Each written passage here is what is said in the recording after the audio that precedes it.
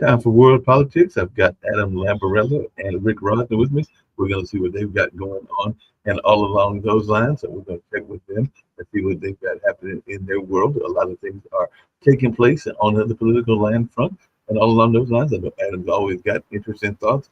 As a matter of fact, earlier today we were talking about the conversation between the president of South Africa and the president of the United States. I know Adam may have some thoughts around that as well. And of course, we've also got Rick Rosner, who wanted to talk about his notion of Harvard and why he wanted that job at Harvard or doesn't want that job as well. All right, okay, so here we go with Harvard. So Trump and Kristi Noem are feuding with Harvard, saying they didn't file some paperwork, and now all foreign students have to leave Harvard, disenroll from Harvard, or risk, I don't know, getting kicked out of the country. That's 25% of Harvard's undergraduates.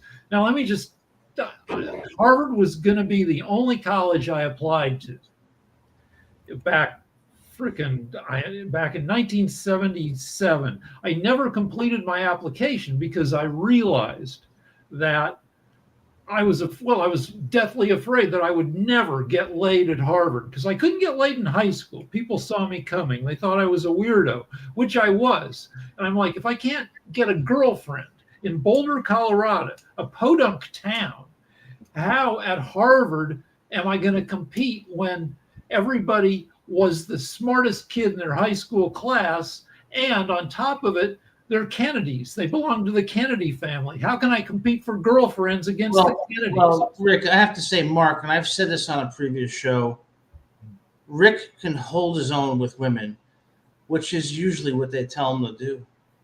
Well, no, I've held my own 16,000 times in my life. You know, I'm in the top 1% of this in the frickin' world.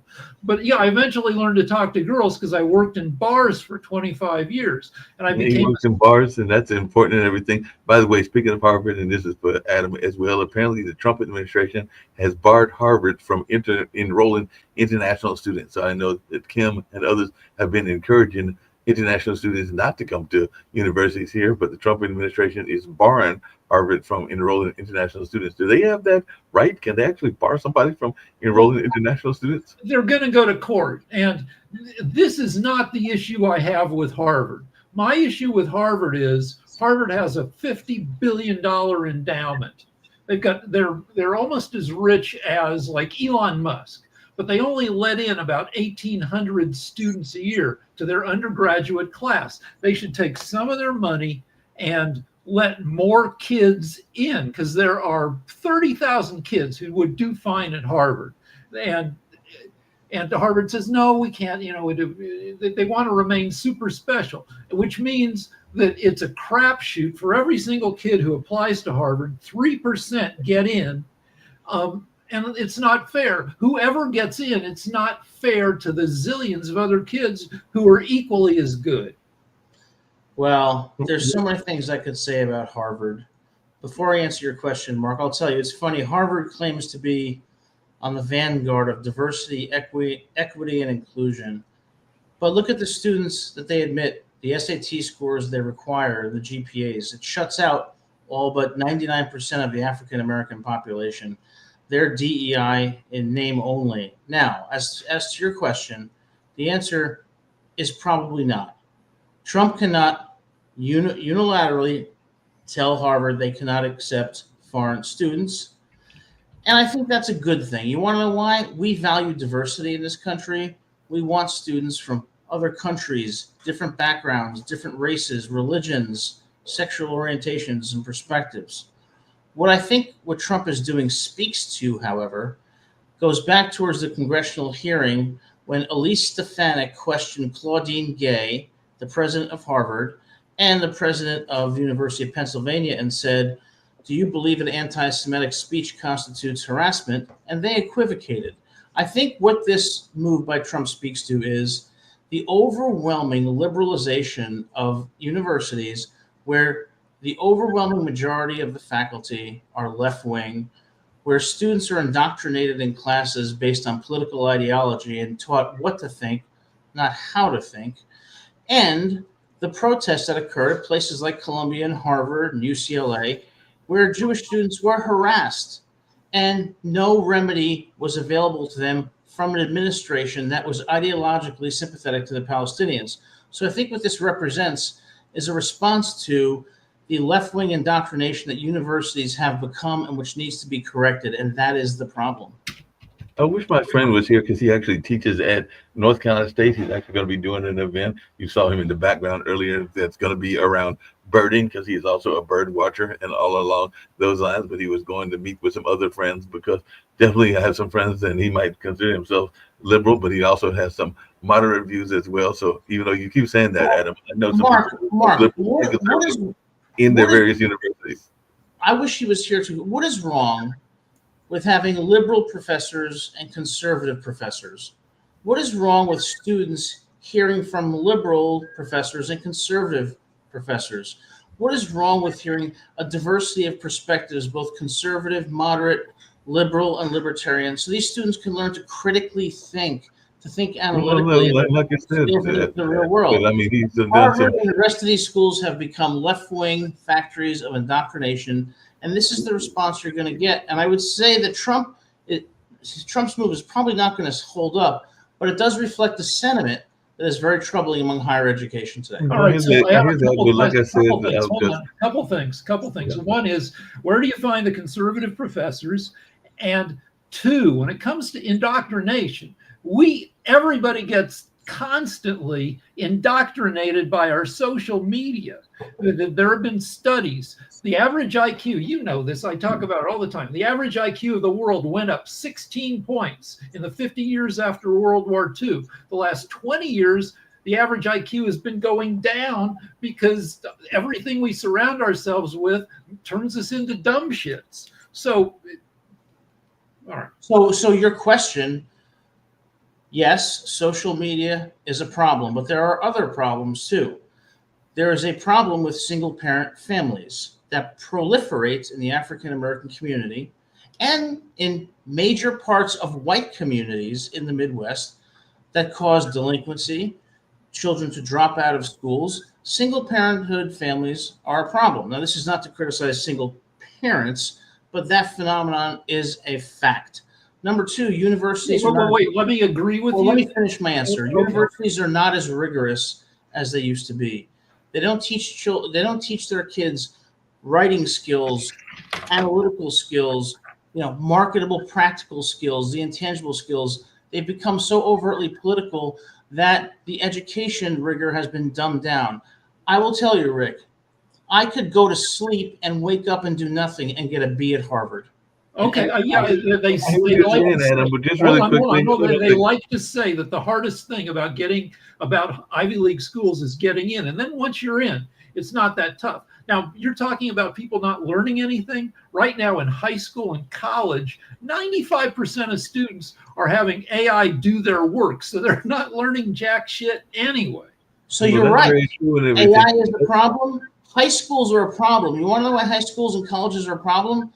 Because the administrations are so focused on student retention and on tuition dollars that there's no discipline for students when they plagiarize, when they make false allegations. So professors are incentivized to inflate grades and to lower standards. And the dumbing down of America reflects the coddling of the American student. Hold on a second. Adam, just really quickly, because you said that a couple of times on a couple of different shows and everything. And like I said, I've been fortunate to have family and friends that have taught at various universities. I guarantee you, Adam, that I could go to UNC, Duke University, and North Carolina State University, and I could find both liberal and conservative professors. You may not believe that, but I guarantee you I could find professors that are across the spectrum of the political landscape and everything like that. But that's what I would bet you $1 million that the curriculum at North Carolina Central University is more rigorous than the curriculum at Duke. Because Yep. these elite schools make it so easy for students to get an A, and they don't teach them how to think.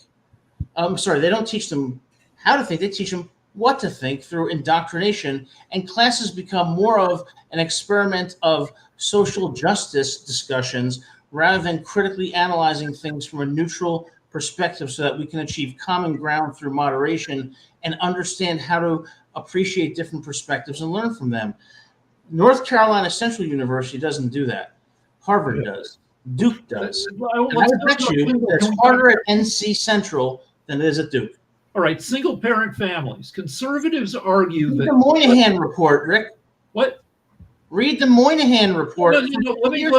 I'm trying to agree with you. Conservatives have argued that welfare policy in the 60s put a lot of pressure on people that have kids without a dad around.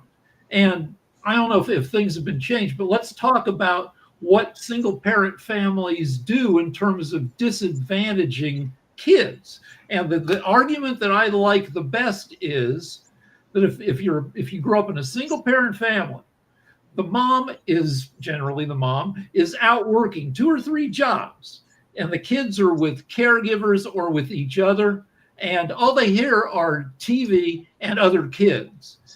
Kids who grow up in 2-parent families hear adults talking to each other, using adult words, which is a huge freaking advantage. To get a kid into an elite college is so much easier if the kid is part of an intact 2-parent family.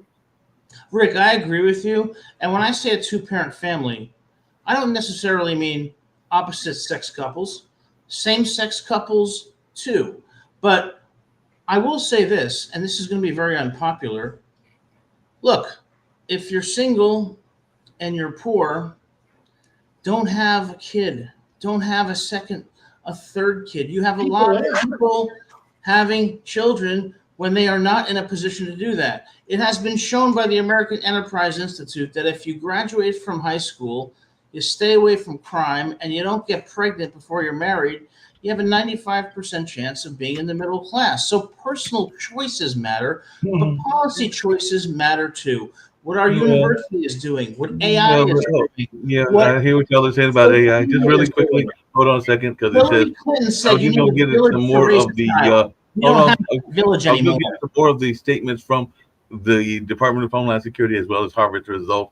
But they said, as a result of your refusal to comply with multiple requests to provide the Department of Homeland Security pertinent information while perpetrating an unsafe campus environment that is hostile to Jewish students, promotes pro-Hamas sympathies, and employs racist, diversity, equity, and inclusion policies, you have lost this privilege. And that's what Department of Homeland Security Secretary Kristi Noem wrote in a letter to the university. Harvard said the move by the administration is not legal. The government action is unlawful. We are fully committed to maintaining Harvard's ability to host our international students and scholars who hail from more than 140 countries and enrich the university and this nation immeasurably. We are working quickly to provide guidance and support to members of our community, the school said in a statement on today. This retaliatory action threatens serious harm to the Harvard community and our country and undermines Harvard's academic and research mission. 9.8% of Harvard's undergrads are Jewish, which is 5 times the rate of Jewishness in the general population. I have a hard time believing that I'm Jewish. I have a hard time believing that Jewish kids on all these campuses where they're overrepresented are suffering too much from frickin' pro-Palestinian protesters yelling. I don't believe that you believe that. If you look at the videos from the Columbia protests, the Harvard protests, the UCLA protests, they were shouting anti-Semitic slurs backed by faculty. It doesn't matter how many people, the more Jewish people there are, the greater the harm is what you should be saying, not the lesser the harm. What they did was inexcusable. And the problem is the university administrations didn't stop it. Why? Because the faculty actually support it. That's why they're not for DEI. They're for their own particularized form of racism. And that's what DEI often manifests at these campuses, and why DEI, while a good thing in theory, has become fatal in fact. Yeah, I don't think that most Jewish kids on these big a lot of these campuses fucked up. They weren't ready. They didn't have plans in place for dealing with it. At UCLA, Proud Boy types heard about the protests and showed up, and it's like, this is an opportunity to bust some heads, which is it's inexcusable that UCLA and liberal faculty members showed up. Adam, the problem with right-wing conservatives and the problem with left-wing liberals is that they always double down on their mistakes rather than seeking common ground and moderation that's rooted in intellect and rationalization and a desire to help all populations. Okay, I mean, yeah, the craziest voices. I don't want Palestinians to be killed.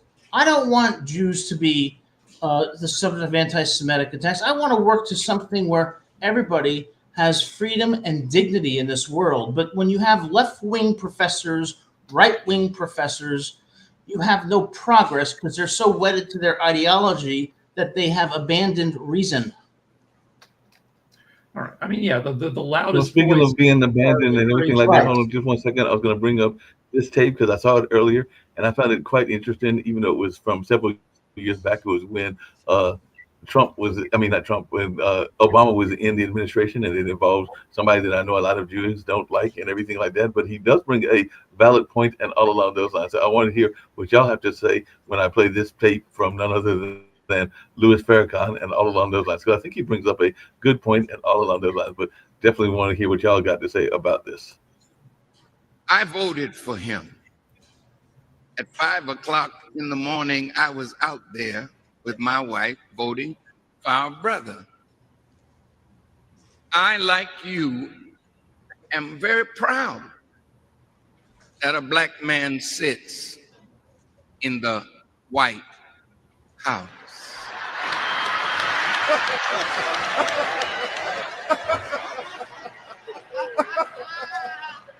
Oh.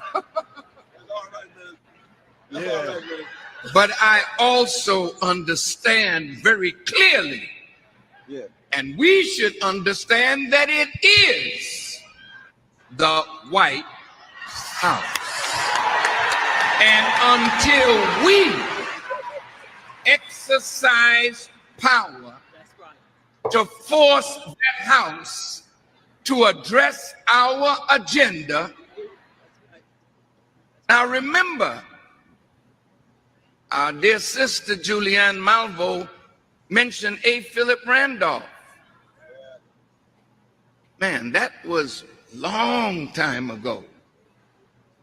And the cry was jobs and justice. In the March on Washington in 1963, the cry was jobs and justice. In the 20-year anniversary of the March on Washington, the cry was jobs and justice.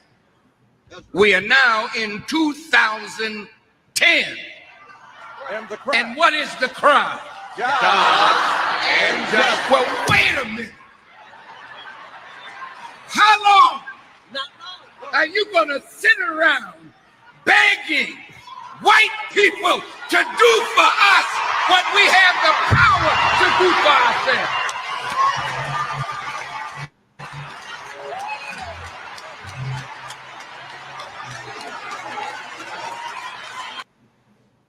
So basically, he was saying that we've been yelling the same thing for years, which is jobs and justice. And if you know anything about the Nation of Islam, they did a lot of programs around jobs and justice and even creating jobs and justice and all along those lines. So I think you may have had a valid point. But like I said, you, Rick, are Jewish background. I don't know what your background is, Adam, well, and everything let like me that. just say something about that video.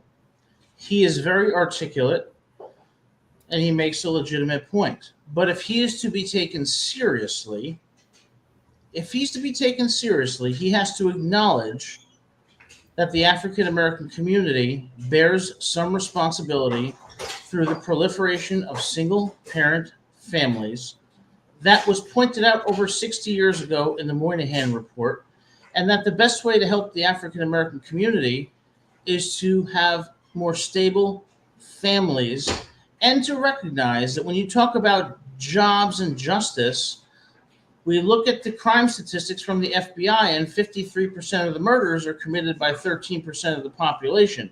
It's not racist to say that, it's facts. And Rick, this is where I come down.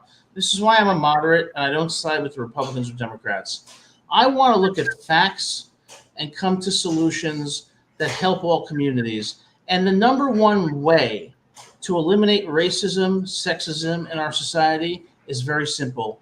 Every single human being, when they encounter someone of a different race, gender, sexual orientation, be nice to them.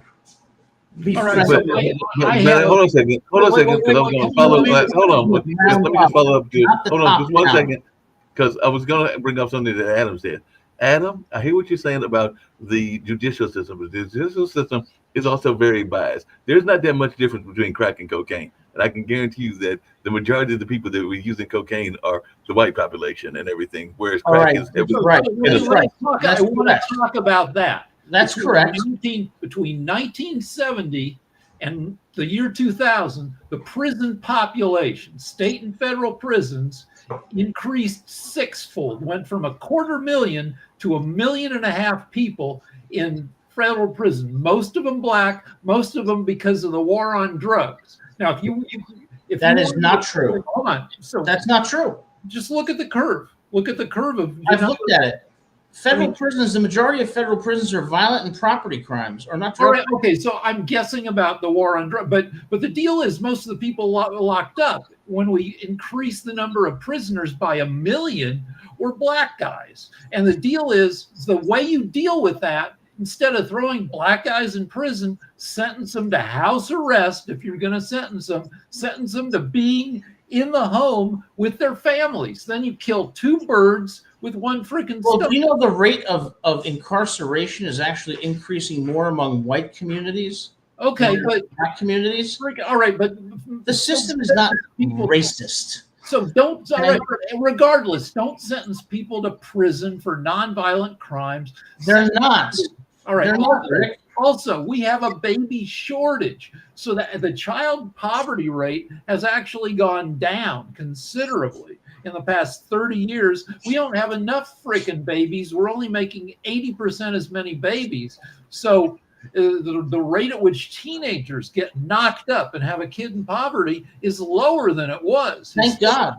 But Rick, here's the thing. As a criminal defense lawyer, I can tell you, when people say nonviolent drug offenders are in prison, that's not true. What's happening is this. People, black or white, get arrested for dealing drugs. And what they do is they plead down to drug possession. And then the politicians characterize it as nonviolent drug offenses, when what it really is a lesser sentence through a plea bargain. The system is not racist. We have to stop looking at disparity as an indicator of discrimination and look at the root causes of crime. And what I see in white communities in places like Indiana and Georgia and black communities is a failure at the level of parenthood, single parent families, and it affects whites and blacks and leads to delinquency, and that's been documented for years. What I'm saying is sentence people to parenthood, sentence people to staying in the home and being freaking parents. Don't send them to prison, white or black. Yeah, when I lived in Indiana, the vast majority of whites were the ones who were incarcerated. You want to know why? Growing up in single parent families where the mother is having 3-4 kids by the time she's 20, and they're all doing meth. All right, there's more whites than blacks in prison. More whites are committing the crimes in Indiana. All right, so but that's Indiana. That's one of the examples. I can show you a lot of some money. of the stuff in Durham that's majority black. It takes a lot of money to keep people in prison. Reroute that, and the people who run private prisons make a lot of, and their stockholders make a ton of money. Reroute some of that money where you've got a meth family in Evanston, Indiana, to house some kind of freaking set of they get checked in on a zillion times. They're forced to take lessons in frickin' not being assholes in Yeah, I think you have a very good When I point. was in And school, I there happen was to agree with Rick on this one. Rick is right here. when I was in school, there were people that were taking home economics and a lot of home courses that are not there because I was there in the '70s. So I was busy. See that that's kind of courses need to be brought back and everything. But I do have another. I was going to bring up. Well, Mark, It's kind of pointing out what you bring up, which is education, because apparently the newly sworn-in head of the Social Security Administration told agency staff this week that when he was first offered the job in this Trump administration, he wasn't familiar with the position. So you know what he did? He looked it up online. So even though he's a former Wall Street executive, and he said during a town hall with Social Security managers from around the country on Wednesday that he wasn't seeking a position in the Trump administration when he received a call about leading the SSA. So I get a phone call and it's about Social Security, and I'm really not. I swear I'm not looking for a job. He said according to an audio recording of the meeting obtained by a different news network. And I'm like, well, what am I going to do? So I'm Googling Social Security. One of my great skills. I'm one of the great Googlers on the East Coast. So apparently he did what a lot of us did if we get a job. He Googled the job because he didn't even know what the job entailed. So what is our thoughts about this notion that a person is going to be heading up a major agency had to Google this job? Well, here's what I would say to that. Number one, Rick, and you'll agree with this. Well, you'll agree with the second part of what I'm saying. First thing I'll say is, well, Mark, we had a president in the White House for 4 years that was absolutely incompetent, that they lied about regarding his cognitive abilities. But number two, I don't want to lose sight of what Rick just said. Rick made the most important point on this show, which is our sentencing practices are completely unjust, regardless of race. We shouldn't be sticking people in jail cells when they need treatment. We shouldn't be sticking people in jail cells when they need education. We shouldn't be putting people in jails with horrible, inhumane conditions when, like they do in Europe, they can be put in more humane conditions and given education and marketable skills. So Rick hit on the nail on the head with our sentencing practices are unjust, regardless of race. Let me back up my argument. So my various parents, I have 4 siblings. None of them have the same 2 parents because it was the frickin' 70s and everybody was just divorcing like crazy. My wife and I have been married for 34 years, and we have been in couples counseling for 32 of those years, not because we're always fighting, but because I have good ass insurance that pays for it. So we are once a month, we get together with a counselor and we talk stuff out, which is freaking great. We have all sorts of skills. I'm kind of an asshole, but I know how to not bug my wife 24/7. I only bother her like 30% of the time. Adam, I found another story. I found another story that you're going to enjoy the heck out of and everything, because you kind of brought it up earlier, and Rick kind of brought it up as well. But a Virginia musician, I know I'm here in North Carolina, recently relinquished her honorary degree from Smith College.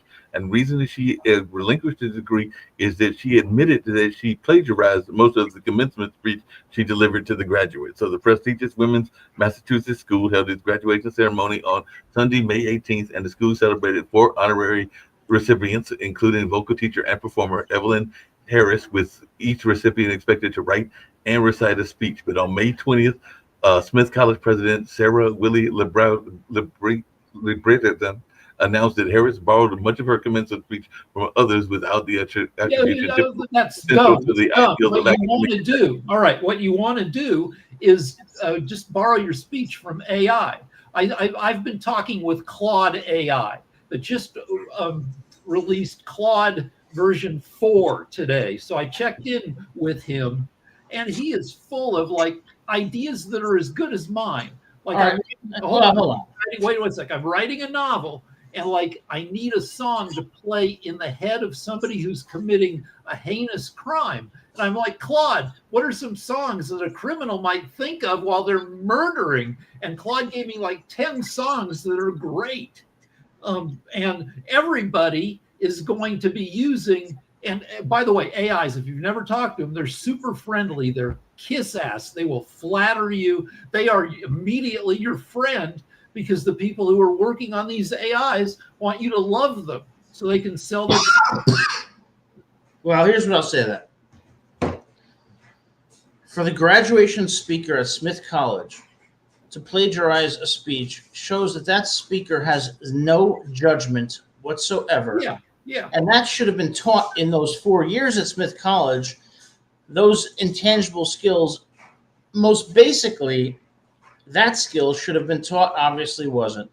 Number two, I don't agree with Rick that she should have gotten her speech from AI. She should have gone through the hard thinking of doing it herself. Yeah, but she should have, but she didn't. But if she wanted to cheat, she should have used AI instead of like, Oh, if she wanted to cheat, but the fact that she would even consider cheating and was a graduation speaker and valedictorian is a terrible, terrible reflection on that college. Yeah. Okay. Yeah. Oh, and I want to talk about Biden for a second. We had the medical show on yesterday, and there are a couple theories about Biden that I give credence to. Now, one is that he had good days and bad, and he's a cranky old man with a foul mouth. And I'm sure when people tried to tell him, anything, he's like, he never said it in public, but he was known for using salty language in private. And he plus his wife probably intimidated people into just backing off.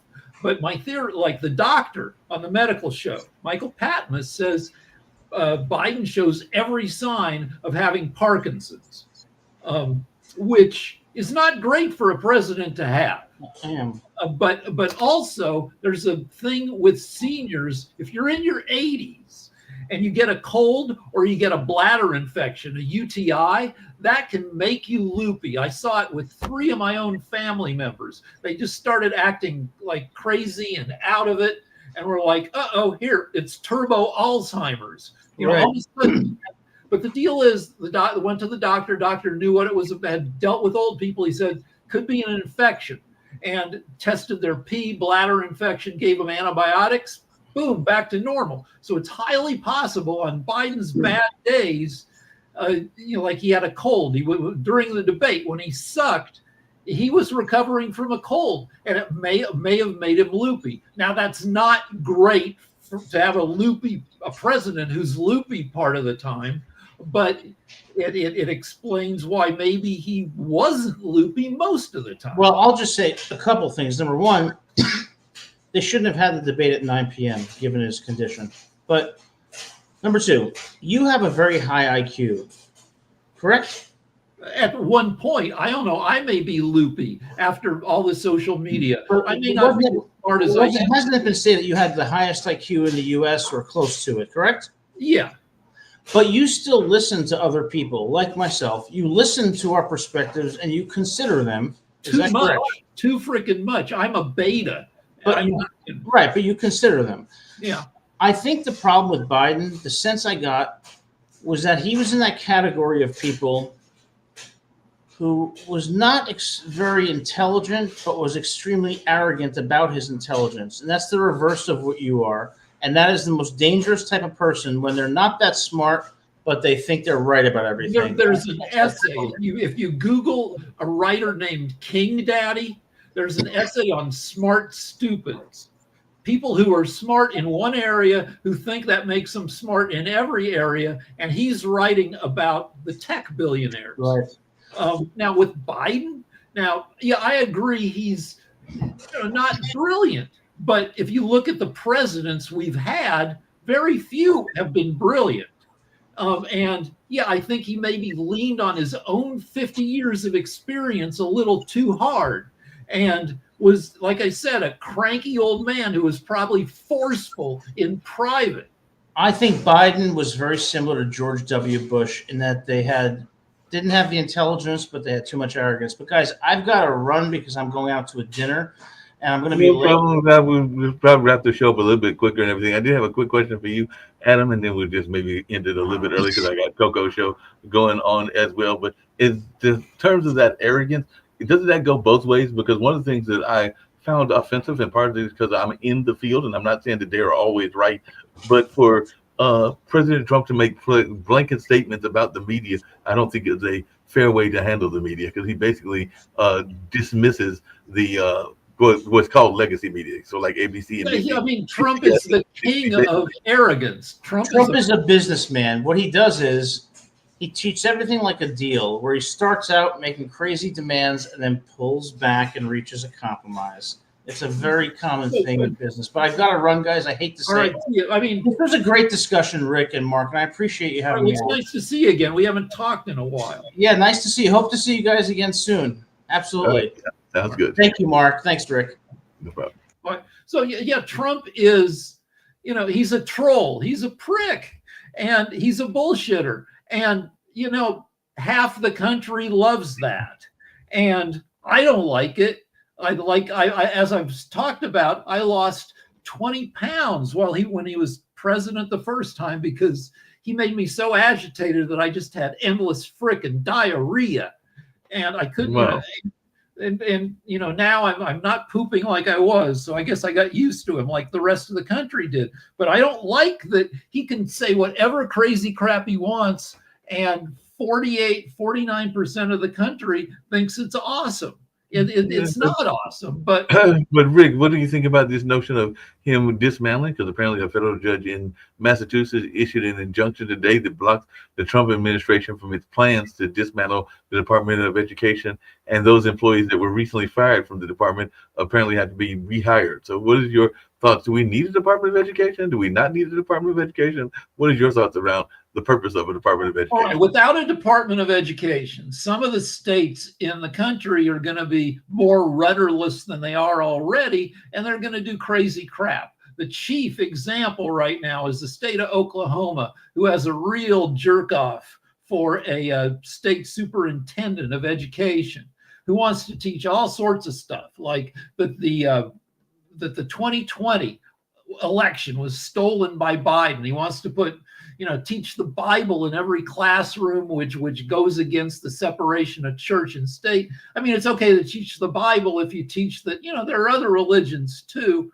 You can even lean on the frickin' Bible if you want. You just can't teach it exclusively. Also, we wanted to buy the Trump Bible for $60 a copy. Anyway, they just lost in court. But if you have a national Department of Education, you can try to enforce some standards, which we have not been good at. When we taught to the tests over the past 10 years, that did not lead to successful educational outcomes. So I think we need a Department of Education, but we need to figure out how to make it work to make students competent and eager to learn, because education keeps losing to every other form of information because there's so much other information that's more interesting than sitting and listening to a teacher teach you trigonometry. You've got all your social media, you have all the streaming services. If you're a teenage boy, you have a cornucopia of pornography. How do you fight all that? It's all on your phone. You got games. We need to figure it out.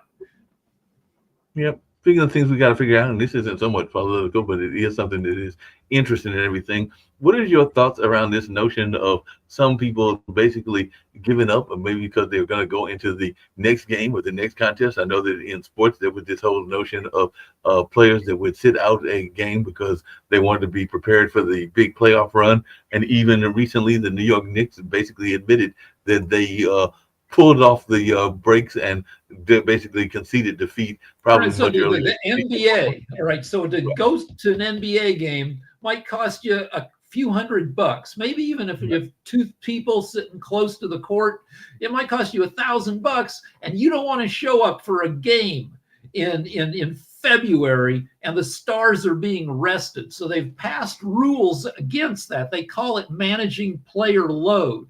Right. And I'm a fan of the Lakers, and we need the most management because we have LeBron, who is 40 and still an awesome player, but a little bit more fragile. I mean, it's crazy to call him fragile because the guy can probably bench press 285. He works out like an NFL player. He's strong as hell, but he can still break more easily. So yeah, he probably needs to sit out games. And yeah, it's a problem if you don't want to have, screw people over. We also had Anthony Davis, who got traded. He used to get injured a lot. It's tough. It's an 82 game regular season. And It doesn't need to be, but that's the way it's been for decades because that's how the owners make a ton of money. And they And make a ton of money and like that. Just really quickly, and then we'll wrap up on this one. Maybe have a abbreviated version on this particular edition and everything. But President Trump is saying after he was threatened with impeachment by a certain politician and everything that they should be expelled them from Congress. So I guess he's saying that whoever is trying to impeach him should be expelled from Congress. So what is our thoughts? Is anybody going to lose their job? Trump just throws a bunch of shit at the wall, and some of it sticks. Some of it sticks for a little while till it's knocked down by the courts, and some of it he gets away with. Ashley Babbitt is the woman who was shot breaking into the Capitol by a Capitol policeman. I think the only person killed that day by the cops. Trump just gave her family $5 million. Now, she was trying to, liberals hate this because she was trying to break in. She was hammering on glass. She was peeling glass, reinforced glass away. She was trying to crawl through to attack members of Congress, apparently, because, and a cop said, stop, and she did, and then the cop shot her. And, you can argue about, did he need to shoot her? Was he justified? But her family just got, who are still, they're still election deniers. He gave them $5 million. None of the families, I think, of the cops who died shortly after that day, either killed themselves or had a heart attack that day and then died the next day. I don't think any of them are getting millions of bucks, even though they were attacked by hundreds of people trying to storm the Capitol. But that's Speaking of people storming the Capitol, apparently on Monday, so I guess it's this coming Monday, the former president of the United States, Mike Pence, who was the vice president under Donald Trump the first time around, will be coming to my neck of the woods to take part in a roundtable discussion with state business leaders on Monday. So he'll be coming here to participate in an event at the Raleigh Marriott Crabtree Valley focused on tariffs, tax policies, and the economic future of this particular state and everything. So it looks like the roundtable discussion is slated to be held from 10 a.m. to 11:30 a.m. on Monday. So this comes one day after the announcement that former President Joe Biden was diagnosed with prostate cancer, and he did say that his wife and he, meaning Pence and Karen, are praying for former President Joe Biden following his cancer diagnosis and urge our fellow Americans to join us. And that's what he wrote in a social media post on Sunday night. We send our heartfelt wishes to Joe, Jill, and their family for a successful treatment and recovery. So definitely it looks like he's going to be making an appearance here in the near future. All right. So if you get dragged into Trump world, you have to do things that are against your basic sense of decency. Mike Pence is too Jesus-y for my taste. But when he got tossed out of Trump world, he kind of recovered his decency. And like right now, Marco Rubio is doing a bunch of stuff that I'm sure doesn't sit well with Rubio. Rubio used to tweet out Bible quotes. Now, as he's got like 4 jobs within the Trump administration. And I'm sure a lot of the stuff he has to listen to and a lot of the stuff he has to support makes him, it doesn't feel very Christian. And there are plenty of shots of Rubio looking uncomfortable while Trump does his BS right next to him. So we can hope that there will be more people like Pence who recover their decency once they're out of Trump's orbit. I don't know where you went, so I'm going to riff. And my riffing generally you almost were there back. My riffing consists of going to look at Drudge. So last night, late at night, the budget passed the House. The budget that cuts more than $1 trillion, I believe, from Social Security and Medicare and combined, and gives a huge tax, extends huge tax cuts for the very rich, doesn't really give much in the way of tax cuts for America's poorest people. That passed the House 215 to 214 by the slimmest possible margin. Now it gets debated in the Senate. And I really don't know what its chances are there.